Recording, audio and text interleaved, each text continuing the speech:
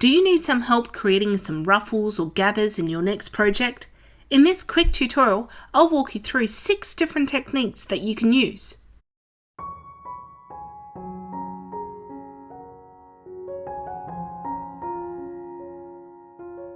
Option 1. Hand Baste.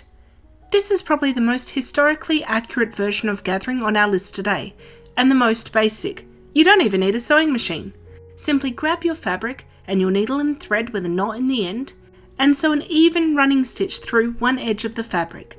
As with all other examples today, best to do this in what will be the seam allowance. Once sewn, pull on the thread to create gathers. Use your fingers to space apart as needed. And there you go, a super straightforward gather. Option 2. Machine Baste.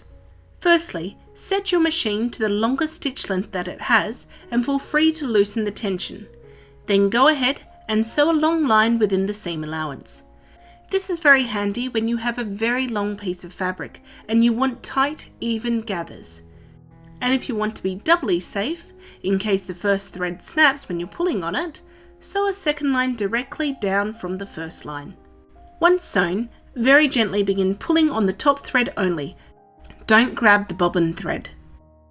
Work the gathers along the thread with your fingers until you have a gather that you are satisfied with.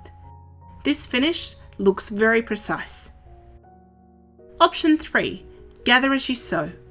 In my puff sleeve tutorial, I nicknamed this method as the lazy lady method. All you are doing here is pushing the fabric through the machine as you sew. If you don't gather it down enough on the first run, pass it through again and gather it down some more a second time. This does not provide the most even gathers, but it is quick. I personally like using this method when I'm attaching a ruffle directly onto another piece of fabric, as I can measure out equal sections and gather between those sections, like I showed in the short petticoat tutorial. Option 4. Elastic. Grab a piece of elastic which is a decent amount shorter than the fabric piece. Pin the two ends.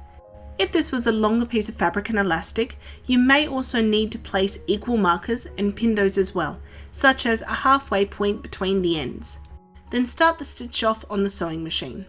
Once secure, stretch the elastic out and sew. This works with either a straight stitch or a zigzag, whichever one you like the look of more. This type of gathering can often be found at the hems of sleeves or pants. Option 5. Zigzag and Pullstring. Set your sewing machine to a fairly wide zigzag stitch. Get a piece of thick thread. I'm using upholstery thread here. Lay this thread in the middle of your presser foot. Sew a zigzag stitch over the top of this thread and be careful not to catch it. Alternatively, you can do the zigzag stitch first and then with a blunt needle, thread the thread through the middle. Once all set, pull the thread tight and tie it off. Option 6. Gathering foot. Lastly, if you want your machine to do a whole lot of the work, you can buy a gathering or a ruffling foot. A generic foot like this one cost me about $5 Australian off eBay, so not too expensive, but I will add it doesn't fit my Skyline 9, so for this example I had to use my older sewing machine. To use it, you fit the foot and sew as you would a straight stitch. I used the longest stitch I could here. You will find that the fabric will ruffle on its own. However, you can easily manipulate the gathers like you did with the machine basting, and this is even easier to do than before because there's less tension in the bobbin thread.